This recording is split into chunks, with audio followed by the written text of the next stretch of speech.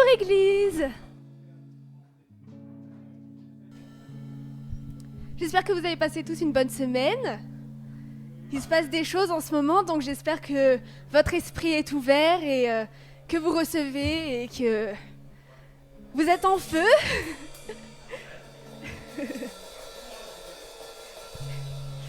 Je vois que le pasteur, il veut absolument louer là, mais patientons encore quelques secondes et je vais vous partager quelque chose.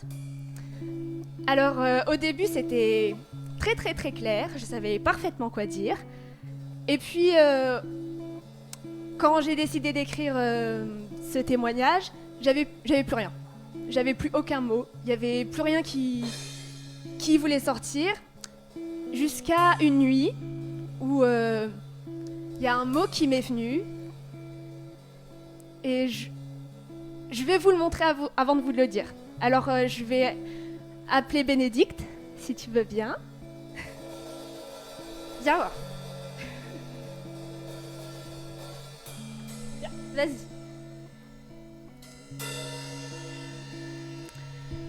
Alors notre chère Bénédicte, elle va être notre Maëva.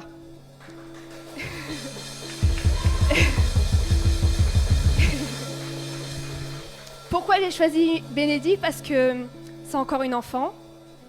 Et j'ai compris récemment que Maëva, elle reçoit beaucoup de choses, mais c'est encore une enfant. Donc c'est pour ça que j'ai choisi Bénédicte.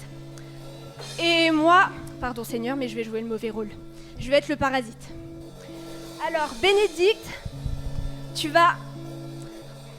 C'est fil. Bénédicte, tu vas essayer de me pousser. Vas-y. Vous voyez, elle a un peu du mal. Donc maintenant, je vais appeler Manu, si tu peux déposer ta guitare. Vous deux. Oui. Maintenant, Manu, Nani Esther et Bénédicte vont essayer de me pousser tous les trois. Vous voyez ? Là, j'ai eu du mal à résister. Donc c'est quoi ? Merci Bénédicte. Donc c'est quoi que je voulais vous montrer ? C'est l'unité. Ensemble. C'est le mot que j'ai reçu dans la nuit. Donc c'est pour vous montrer qu'il se passe des choses surnaturelles ces temps-ci.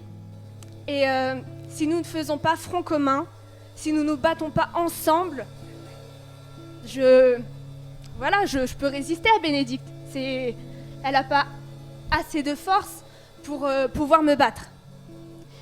Donc, il faut que nous soyons unis, que nous nous encourageons tous ensemble. Et c'est pour ça, Maëva, elle a un feu en ce moment qui ne doit pas s'éteindre. Il faut qu'elle reste enflammée comme elle est, qu'elle ait encore cette rage comme je le vois ce matin. Et cette semaine, je relisais mes petites notes de EYC. Et il me semble que c'était en 2013. Et il y a une phrase qui m'a percutée. Si nous voulons changer le monde, il faut emmener quelqu'un avec nous. Il ne faut pas que nous soyons seuls. Ensemble, ils ont gagné. Ensemble, ils ont réussi à me faire reculer. Donc, ayons notre partenaire. Et vous savez à quel point je suis heureuse d'avoir retrouvé ma partenaire à moi. D'avoir retrouvé ma partenaire dans la destinée. Toute seule, je peux pas y arriver. Mais avec ma partenaire, je sais que je pourrai aller jusqu'au bout.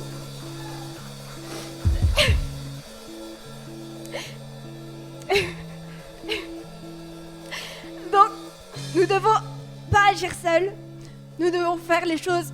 Nous ne devons pas faire les choses de notre côté. Et oui, c'est possible qu'il y ait une bonne intention, mais dans une guerre, on est ensemble. J'ai jamais vu de bataille où on est tout seul, comme ça, devant l'ennemi. Dieu nous a donné la stratégie et notre pasteur, lui, il exécute. Il est là pour exécuter la stratégie que Dieu a donnée. Donc l'armée doit rester unie si nous voulons tous être sur le champ de bataille. Si nous voulons être cette génération qui traverse nous devons avoir la puissance de l'exécution. Donc, on le répète souvent en ce moment, mais il faut bien que ça rentre dans notre tête. On ne doit pas rater le train.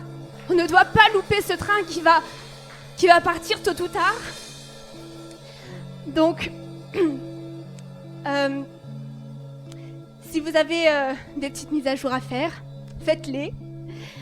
Et je dis ça, mais je parle aussi pour moi, hein, évidemment. Moi, je suis bien derrière mon petit piano. Je suis bien derrière caché avec mon petit micro jaune.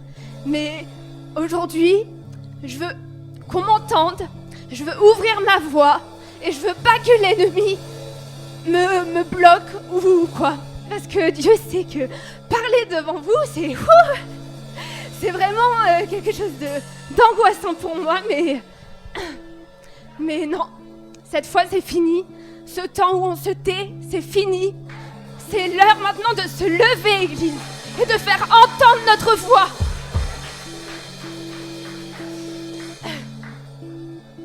Là encore, juste là, je commençais à avoir la tête qui tourne. Je commençais à me sentir pas bien, j'avais chaud. Je me suis dit non. Tu vas pas me faire louper ça. Je vais pas reculer. Je vais te faire front. L'ennemi, je vais te faire front et je vais pas te laisser me battre. Je vais parler devant vous et je m'ouvre à vous ce matin. Donc, je lève ma voix et je veux plus rester sur le banc de touche. Et moi, j'espère, et vous aussi, je pense, enfin j'espère aussi, que je veux connaître ce feu qu'elle a, Maëva. Et comme elle a dit une fois, après son premier témoignage, il me semble, c'est si je touche juste une seule personne, ça me va. Donc imaginez, si toi Philippe, si toi Marie, si toi Colline, si toi Cassandra, si toi Nathalie, si toi Marie, si toi Irénie, vous touchez juste une seule personne,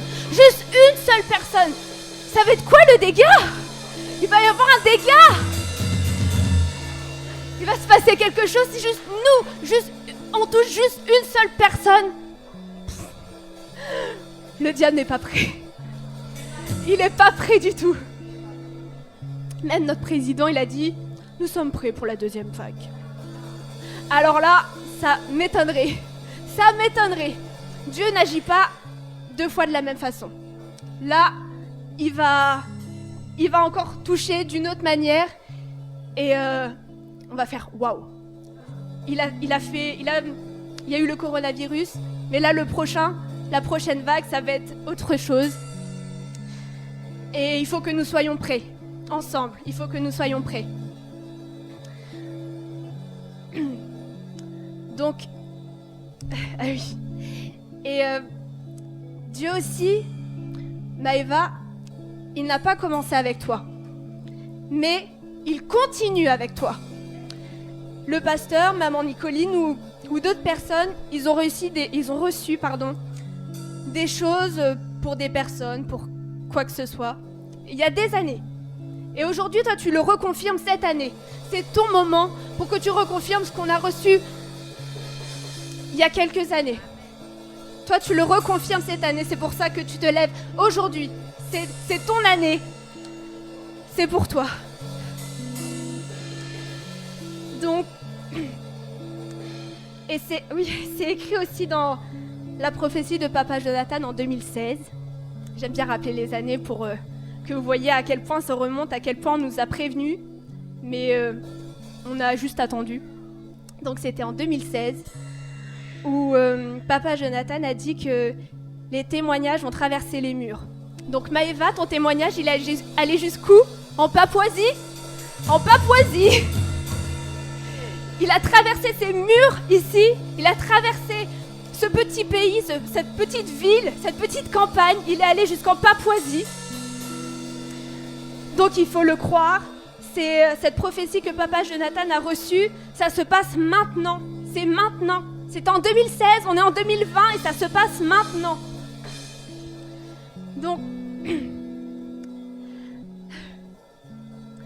Donc Église, il faut qu'on réveille ce héros qui est en nous, que nous soyons prêts pour la bataille, parce que là, il va se passer des choses auxquelles on ne s'y attendait pas. Et j'ai un petit mot aussi de l'année en général. C'est, je sais plus si c'est Nanny Esther ou Pasteur qui a dit, mais c'est soudainement. Soudainement, je sais pas, c'est mon mot de l'année. Soudainement, on a eu des témoignages. Soudainement, Dieu a frappé. Soudainement, le mardi soir, on a vu un tel, on a vu Elodie venir, on a vu n'importe qui venir. Donc, Philippe, soudainement, tes murs vont s'écarter. Soudainement, tes murs vont s'écarter parce que là, on est un peu serré. Hein. On est un peu serré. Donc voilà, j'ai juste envie de dire, allez Seigneur, c'est quoi la suite? Come on, allez. Donc, préparons-nous et soyons ces héros. Et voilà. Merci.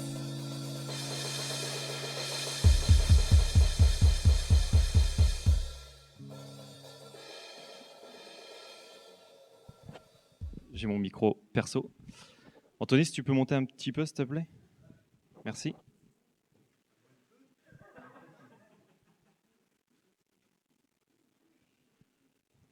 Hop. Amen. Je crois que Dieu, enfin c'est même pas je crois, c'est carrément, si je crois en fait, c'est carrément sûr. Là, il a vraiment bâti quelque chose ce matin dans l'esprit et c'est ce que on doit être en fait. On doit vraiment être des bâtisseurs dans l'esprit. Amen. Et est-ce que vous voulez continuer justement à bâtir ce matin? Vous voulez? Alors on y va. Je vais juste vous demander de vous lever et on va faire cette prière de déclaration qui va avec tout le message qui va être dit, qui va être proclamé. Vous avez juste à répéter après moi. Seigneur notre Dieu, je te remercie pour cette saison. Je te remercie pour cette promesse que tu vas accomplir dans cette saison. Donne-moi l'esprit de compréhension afin que les choses soient vues dans l'esprit, clairement, distinctement, avec précision, et que la confusion ne soit plus dans nos vies, ne soit plus dans notre esprit, mais que seulement ton esprit parle à notre esprit, que tous nos sens spirituels soient affûtés et sur la même fréquence que toi. Saint-Esprit, nous voulons rester unis, nous voulons rester forts, nous voulons rester devant ton trône, afin que tout ce qui est autour, ce qui peut nous dévier, nous en fassions abstraction. Équipe-nous, prépare-nous, prépare nos mains, exerce nos mains, afin que nous soyons forts. Entre tes mains, des flèches puissantes qui vont impacter avec précision là où tu vas nous envoyer. Merci papa, dans le nom de Jésus. Amen. On peut l'acclamer, amen. Et j'ai envie de vous dire, quelle saison on est en train de vivre. C'est extraordinaire, n'est-ce pas? On est en train de vivre quelque chose d'extraordinaire, on est en train de vivre quelque chose de fort. Et justement, je voulais vous parler un petit peu de tout ce que j'ai eu ces dernières semaines, de tout ce qu'on entend. Et dans cette saison, Dieu nous a fait une promesse extraordinaire en nous envoyant quoi? L'effusion finale du Saint-Esprit. Est-ce que vous êtes prêts? Et si je compte bien, il nous reste 3 mois. Si je compte bien. Hein. Mais parallèlement, l'ennemi fait tout pour nous décourager. Mais suivons. Je vais juste vous donner un conseil qu'il m'a donné pendant le confinement. Suivons ce conseil. Ne regarde pas ce qui se passe. Regarde pas à droite, à gauche. Regarde à mon trône. Regarde à ma présence. Amen. Et ton masque me... Pardon. Non, bref, son masque me perturbe. Non, à Vincent. Non, mais c'est bon, Vincent, je rigole. Ouais, voilà, ouais, merci. Parce qu'en fait, mais c'est bien, il a un gros smile, il a une grosse bouche comme ça, enfin bref. Et donc, pardon, ne regardez pas ce qui se passe autour de vous. Il ne faut pas que je regarde ça, en fait. Il faut que je regarde au trône de Dieu, Seigneur. Il faut que je regarde ton trône. Et écoutez ceci, c'est une parole qui a été cette semaine déclarée, dite par Papa Jonathan et qui est vraiment puissante. Écoutez bien ceci. Le ciel est ouvert Dieu nous donne saine grâce. Ça, on le sait. Pendant 2 décennies, c'est-à-dire 20 ans, le ciel est ouvert sur nos vies. Qu'est-ce qui peut se passer pendant 20 ans? Et là, écoutez bien, il ne nous donne pas seulement accès au sein des saints. Ça, c'était avant. Maintenant, il y a un nouveau niveau. Il ne nous donne pas seulement accès au sein des saints, mais mieux encore, il ouvre les cieux pour nous. C'est un autre niveau, ça. Vous le captez? Vous comprenez dans l'esprit, ça? C'est quelque chose d'extraordinaire. Le Saint des Saints, avant, voilà, le Seigneur nous venons dans sa présence. Mais là, maintenant, il nous dit, viens carrément, entre, parce que le ciel est ouvert. Maintenant, je ne vais plus descendre de temps en temps, mais viens dans ma présence. Amen. Et ça, c'est une phrase tellement forte, tellement extraordinaire que les cieux sont ouverts pour nous. Amen. Et je vais déranger quelqu'un. Est-ce que quelqu'un peut m'amener juste un petit verre d'eau, s'il vous plaît? Merci. Beaucoup de choses dans le monde et dans les lieux célestes sont en train de s'activer et de s'accélérer. Et j'ai eu aussi cette parole de dire, laisse-moi te dire ceci, prépare-toi, parce que le cheval maintenant est au galop. Amen. Le cheval est au galop. On a entendu de plusieurs... merci beaucoup. On a entendu de plusieurs manières dans le passé qu'il faut se tenir prêt parce que lorsque le cheval va aller au galop, il faudra suivre. Et ben laisse-moi te dire ce matin que le cheval est au galop et que maintenant, et ça me fait rire parce que Nani ne savait absolument pas ça, mais nous devons nous rapprocher du Saint-Esprit pour vivre dans sa vitesse. Amen. Nous devons nous saisir avec lui pour courir avec vigueur et détermination.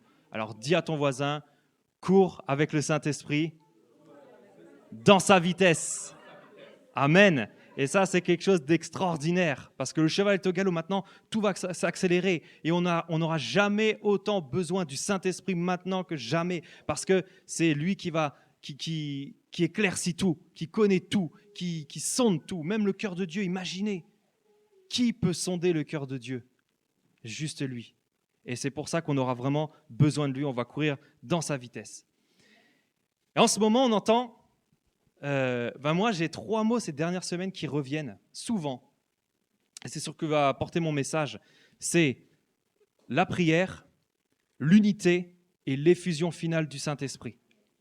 Et dans cette saison où nous sommes, Dieu nous apprend, il est en train de nous apprendre là, maintenant. C'est pour ça qu'en fait, tout ce qui se passe, il laisse ces choses arriver pour être unis, plus que jamais, à prier et prier afin que l'effusion finale puisse venir. Amen. Et ça, c'est extraordinaire parce que là, en fait, ne vous inquiétez pas de tout ce qui se passe. Ne vous inquiétez pas. Je bois juste. Ça va mieux. Ne vous inquiétez pas de tout ce qui se passe. Ne regardez pas à droite, à gauche parce que Dieu veut nous unir plus que jamais, nous apprendre à prier comme il faut afin qu'aussi l'effusion finale puisse venir. Amen. Et ce matin, c'est ça que je vais vous apporter, c'est l'importance de la prière. Mais je ne vais pas parler de la prière comme on l'entend. On va voir ça plus tard. On va aller dans Actes. Acte 4. Parce que je sais qu'il y en a qui mettent à l'écran.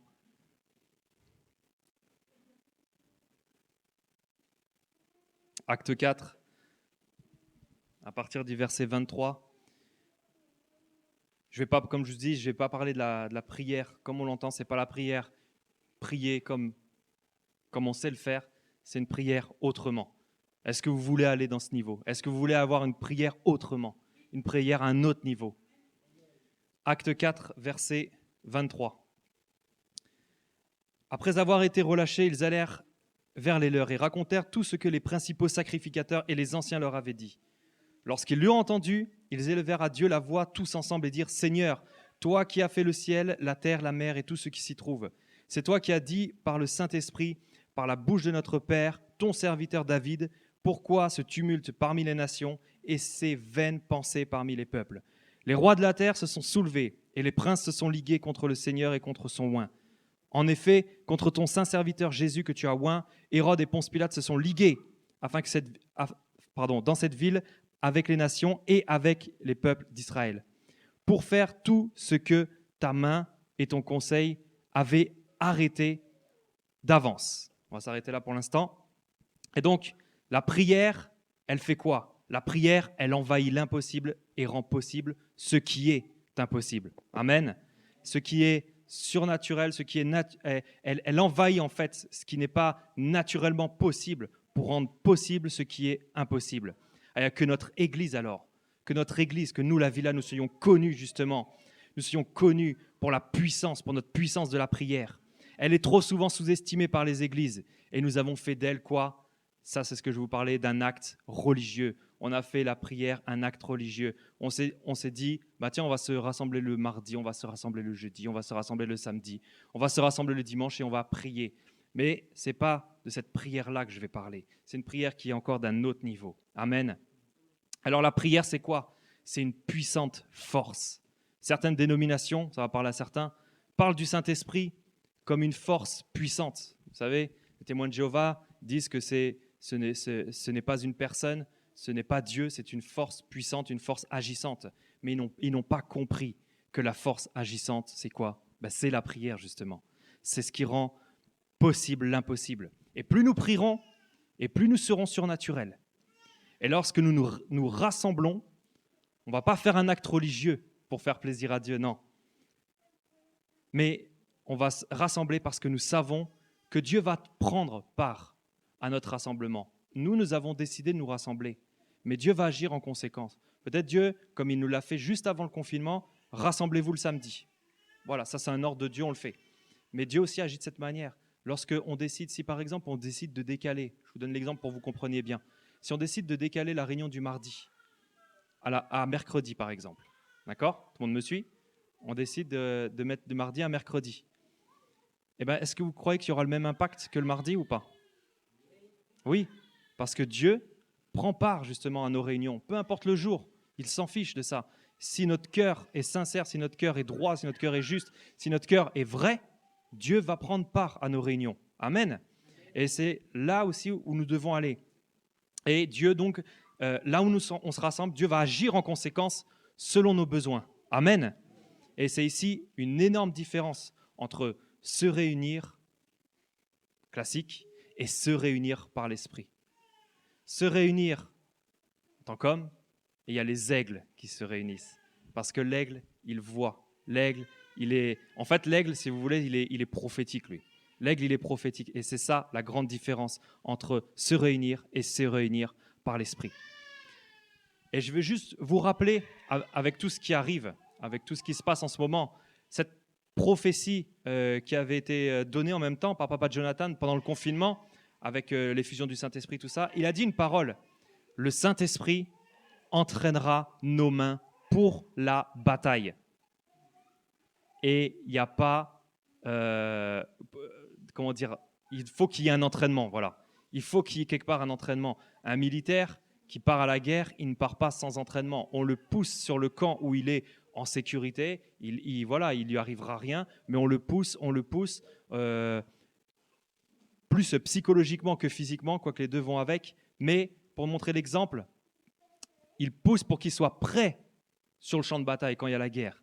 Et donc Dieu, c'est ce qu'il est en train de nous faire. Le Saint-Esprit est en train d'entraîner nos mains pour la bataille. C'est pour ça qu'on ne doit pas avoir peur, c'est pour ça qu'on ne doit pas craindre, qu'on ne doit pas paniquer. Non, il est en train d'affûter. Amen. Dieu nous donnera, et ça va avec aussi la suite, Dieu nous donnera des armes de guerre surnaturelles. Et nous pourrons quoi ? Repousser les puissances de l'ennemi, détruire les avancées et sauver notre peuple, sauver notre ville, sauver notre nation. Amen. Au verset 24, il est dit quoi ? Il dit qu'ils élevèrent la voix tous ensemble. Mais regardez, ils élevèrent la voix, ce n'est pas un. Si vous regardez au verset 24, ce n'est pas une seule personne qui a levé la voix. Ils élevèrent la voix tous ensemble, comme un seul homme. C'est-à-dire que là, aucune division n'est présente. Ils étaient tous d'un commun accord et la puissance de Dieu s'est manifestée. Pourquoi ? Car à ce moment-là précis, il y avait une connexion unique et unie entre le ciel et la terre. Et Dieu désire que ses enfants ne fassent qu'un, soient unis, fassent une seule personne. Et lorsque l'unité est trouvée dans l'Église, alors le surnaturel de Dieu peut se manifester. Amen. Lorsque l'Église est unie dans la même pensée, dans le même cœur, alors le Saint-Esprit vient agir. La présence de Dieu se manifeste. Amen.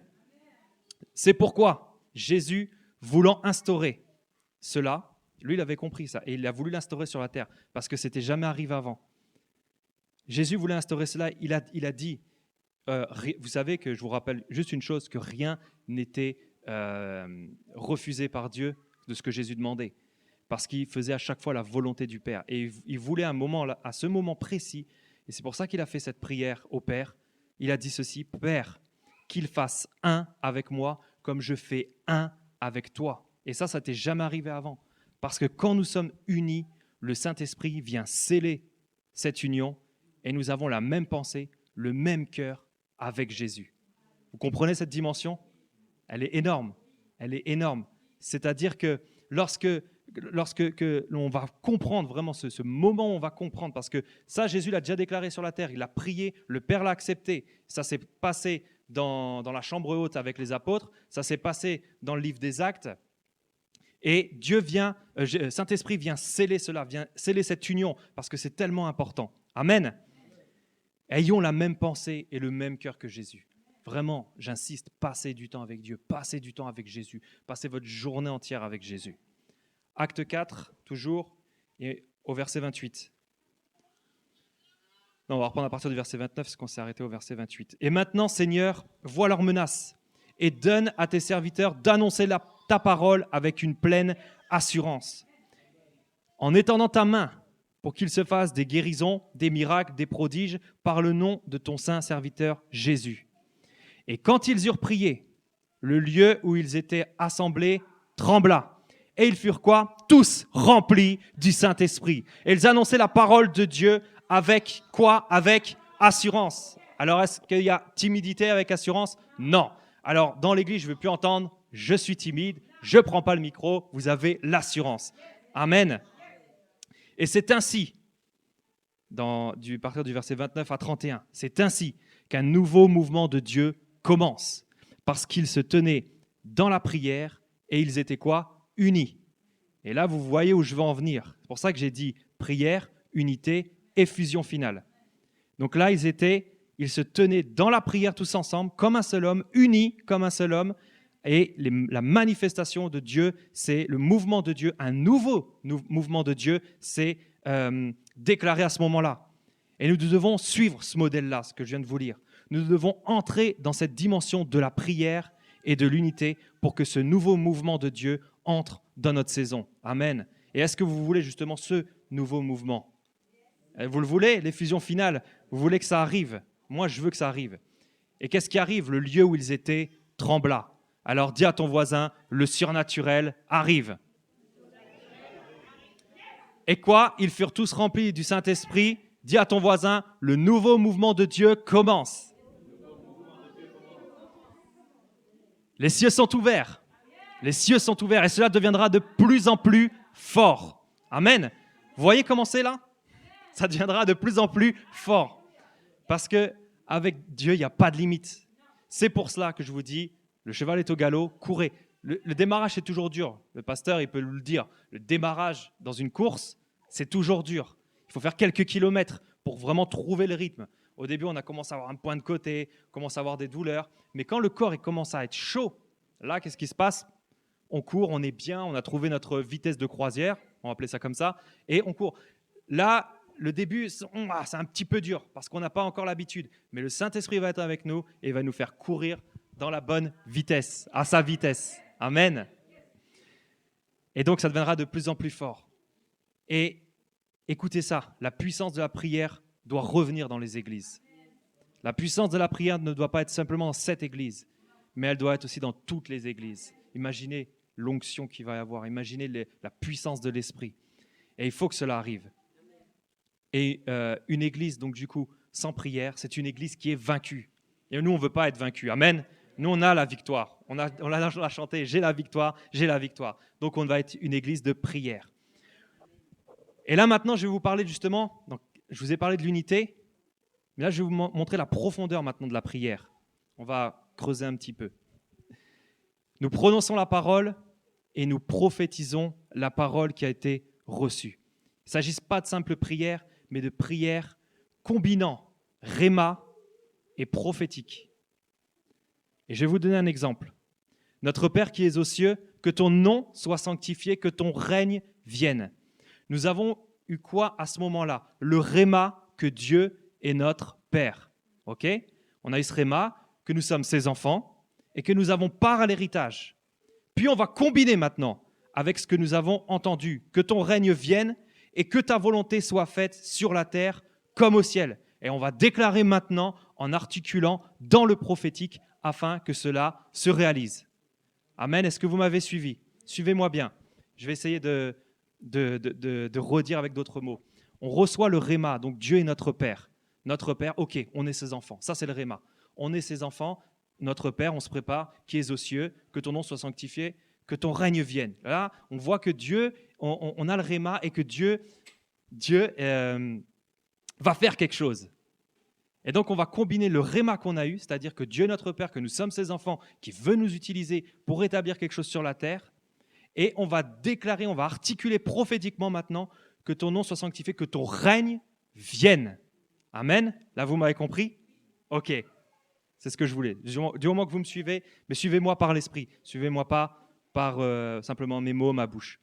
Dieu nous donne plus simplement accès au Saint des Saints, comme j'ai dit tout à l'heure, mais il ouvre les cieux pour nous, car il y a une nouvelle dimension de l'esprit pour nous, réma et prophétique. Amen. L'unité, c'est pourquoi nous devons nous reconnaître dans notre stature.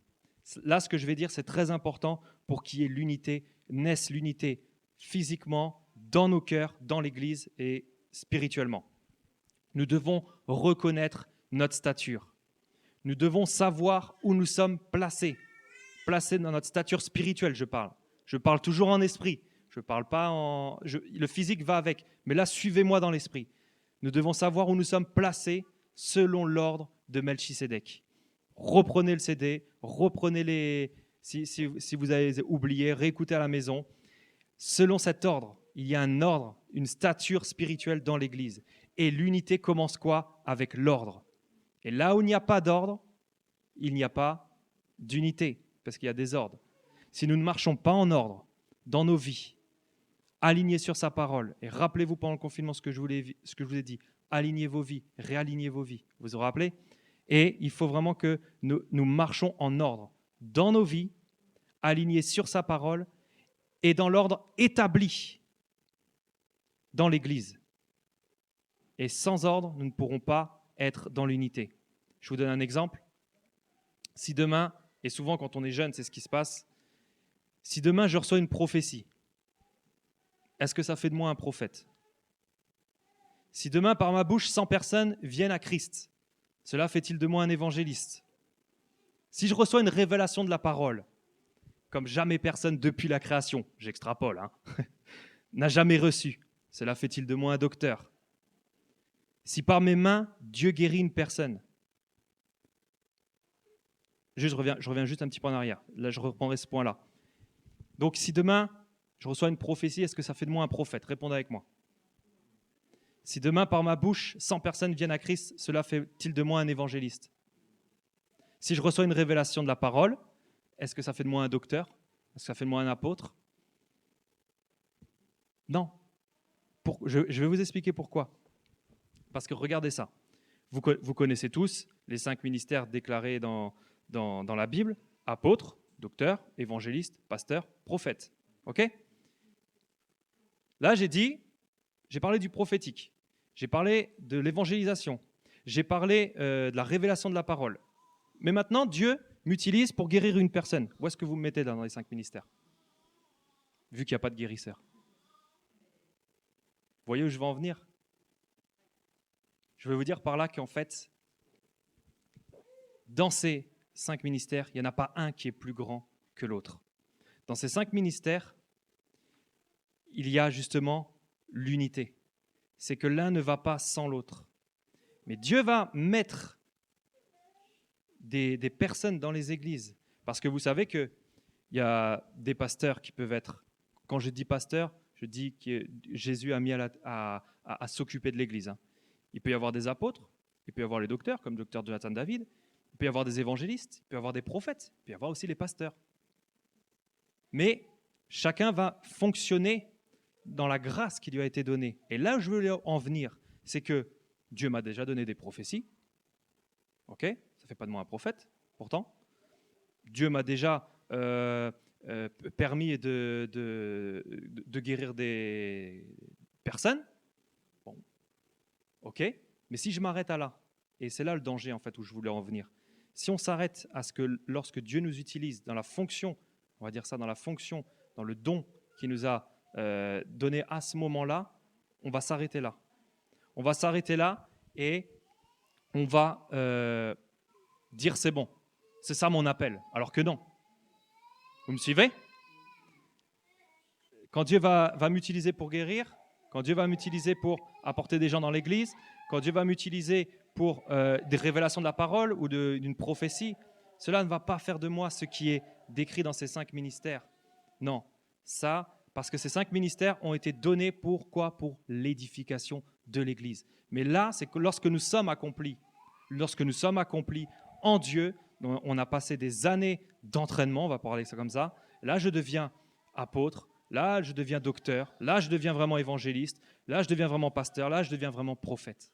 Vous voyez où je veux en venir? Et le danger, c'est que souvent, lorsque Dieu nous utilise une fois, et ben ça y est, c'est acquis, c'est fini, c'est bon, on l'a accepté, ah bah c'est mon appel. Non, juste, je vais vous dire ce que c'est, je vais vous dire pourquoi Dieu s'est servi de vous à ce moment-là. Je vous le dirai un petit peu après. Dieu a mis une hiérarchie dans l'Église et Jésus est à la tête. Puis il a placé un berger selon son cœur, c'est-à-dire notre pasteur, qui est le père de la maison. Puis les enfants, c'est nous. Et dans les enfants, et dans toute fratrie, nous trouverons quoi? Des aînés. On va trouver des grands frères, des grandes sœurs. Et ça, ce sont des leaders qui ont été choisis et formés. Le corps doit être uni ensemble, avec la tête bien ordonnée. Et à ce moment-là, la présence de Dieu se manifestera et l'effusion viendra. Car dans une maison qui est bien rangée, et Dieu aime quand c'est bien rangé. Est-ce que vous aimez quand votre maison est en pagaille? Non. Eh bien, Dieu, c'est pareil.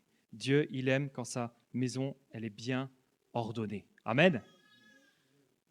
Maintenant, lorsque j'ai écrit ça, avant-hier matin, j'ai lu quelque chose et j'ai vraiment envie de vous la lire parce que ça vient appuyer en fait tout ce que j'ai dit là. Et c'est une vision que papa Jonathan a eue, je ne sais pas cette semaine, la semaine dernière, je ne sais pas. Mais voici sa vision. J'ai vu sur la scène de notre église une vision ouverte, un groupe de travailleurs habiles et de sages maîtres bâtisseurs construire un immense manoir. Quand j'ai regardé de plus près, chacun fonctionnait dans sa propre capacité et faisait selon la grâce qui leur a été donnée de faire.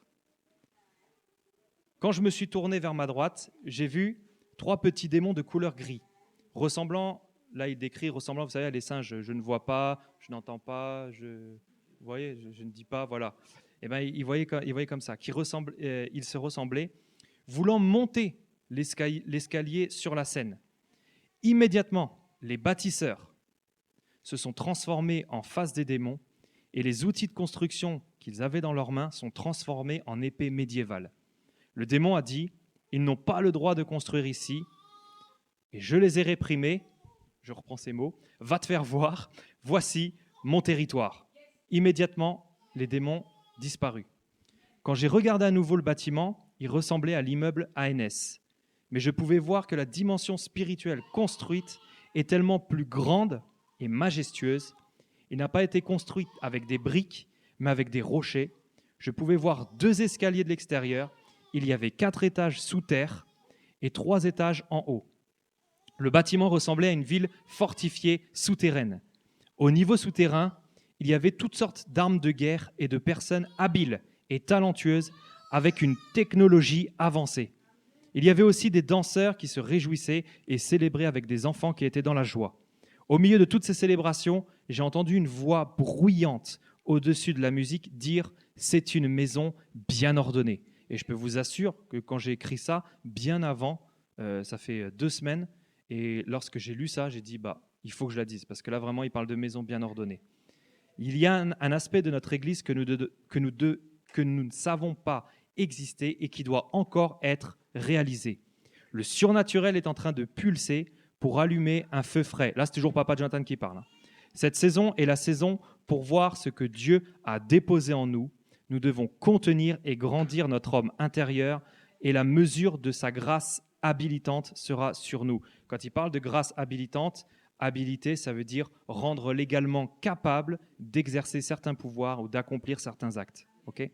Dieu nous a donné, c'est toujours Papa Jonathan, Dieu nous a donné le mandat de construire et il élèvera toute une génération de travailleurs. La gloire de la dernière maison sera plus grande que la première. Nous aurons un impact et une influence plus importante dans la communauté. Dieu nous libérera le modèle pour prendre la ville. Trop souvent, nous pensons que lorsque Dieu nous utilise dans un domaine, nous sommes arrivés à un point haut en stature et que tout est acquis. Alors que pas du tout. C'est que le début de notre formation. Là, c'est Romois qui parle. Il nous exerce juste à agir, et c'est là que je voulais en venir, que je vous ai dit tout à l'heure, on va en revenir. Il nous exerce juste, lorsque Dieu vous aura utilisé, il exerce juste à agir dans le surnaturel afin que nous soyons formés de manière pratique. Nous entendons l'enseignement et Dieu nous donne des occasions de mettre en pratique, mais nous ne sommes qu'au début de notre formation. Ok ? C'est pas parce qu'on reçoit quelque chose que ça y est, on a tout reçu, on est arrivé au plus haut point, on arrive en stature. Non, on doit se réaligner dans nos vies, se réaligner avec nos vies, se réaligner avec la hiérarchie de la maison. On a un papa, on a des grands frères, on a des aînés, on a des frères et sœurs sur lesquels on peut compter. Et c'est ça qu'il faut voir. Il faut vraiment être, si vous voulez y arriver, si vous voulez percer, si vous voulez être haut en stature, il faut vous rabaisser. Il faut dire, bah oui Seigneur, c'est comme ça, je l'accepte. Et au moment venu, vos mains vont être formées par votre papa, par votre maman, vos mains vont être formées par vos grands frères, par vos grandes sœurs, vos mains vont être formées par le Saint-Esprit, c'est le Saint-Esprit qui va les utiliser. Et à un moment donné, vous allez aller à un plus haut niveau. Amen. Et j'ai une dernière recommandation aussi pour vous, l'Église. C'est pour justement servir correctement Dieu, ayez une excellente hygiène de vie. Ça pourrait être complètement banal ce que je vais dire, mais c'est tellement important. Ayez une excellente hygiène de vie. Pendant le confinement, Dieu m'a parlé à ce sujet. Je ne vais pas revenir, mais je veux vous dire grosso modo ce qu'il m'a dit. Mangez de bonnes choses saines, buvez de bonnes choses saines afin d'être fonctionnel. C'est ça qu'il faut. C'est ça qu'il faut voir. Faites du sport. Ça va avec. Faites du sport. Entretenez votre corps. Si vous ne pouvez pas faire du sport, eh ben, mangez des fruits et des légumes. C'est aussi simple que ça. C'est vrai que faire des frites, c'est facile. Je prends le paquet, la friteuse elle chauffe, je mets les frites, j'attends 5 minutes, hop, je retire, c'est bon. Ok, il y en a qui rigolent.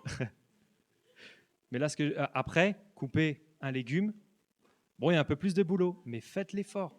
Parce que justement, si vous êtes en bonne santé physiquement, Dieu pourra vous utiliser et vous pourrez être opérationnel. Et j'ai entendu... Je vais reboire un coup, pardon. Je fais comme mon père. J'ai entendu parmi vous des gens dire ceci. J'ai pas le temps de dormir, je trouve que c'est une perte de temps. Mais laisse-moi te dire une chose. Si tu ne dors pas quand tu le peux, ton organisme va se dégrader et au fur et à mesure, tu n'auras pas toutes tes capacités pour servir Dieu. Parce que plus vous manquez de sommeil, plus le corps va produire des toxines qui sont toxiques au corps. Lorsque vous avez l'occasion de dormir, faites-le. Vous savez que vous passez la journée, bien sûr que Dieu peut vous parler la nuit en disant « Réveille-toi, il faut que tu pries ». Ok, pas de problème. Mais si vous passez tous les jours à vous coucher à 3, 4 ou 2 heures du matin, que vous vous levez à 8 heures ou 7 heures ou même 9 heures, et que votre sommeil vous êtes en manque de sommeil, c'est pas ce que Dieu veut. C'est pas ce que Dieu il veut pour vos vies. C'est pas ce que Dieu veut pour vos corps. Il faut vraiment que vous soyez dans une hygiène de vie irréprochable. Et soyez déjà opérationnels dans le naturel et vous serez opérationnels dans le surnaturel. Amen. C'est tout ce que j'ai à dire et je vous remercie. J'espère que vous avez saisi cela. Prière, unité et pour l'effusion du Saint-Esprit. Amen. Dans ce lieu choisi.